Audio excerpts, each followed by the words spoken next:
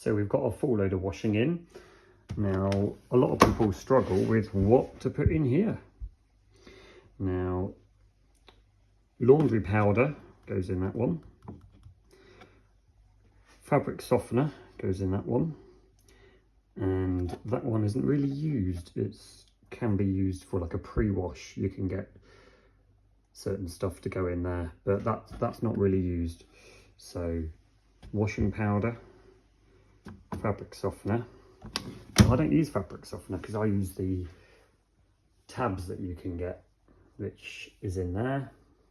So I just put fabric softener in there, my tab in there, and away we go.